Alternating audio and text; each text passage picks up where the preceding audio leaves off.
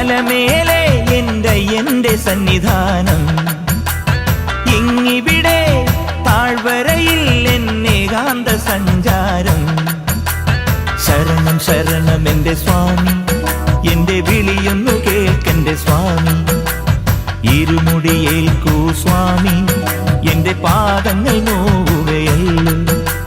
കാടിന്നിരുൾ മുടിയാകെ മലങ്കാറ്റേറ്റുലയുകയാ. കാട്ടാനകളുടെ മേട്ടി കരിമ്പുലിയുടെ മൂളൽ കേട്ടു. തുണയിവിടാരുമില്ല ആരുമില്ലൻ പൊന്നയ്യപ്പനേ.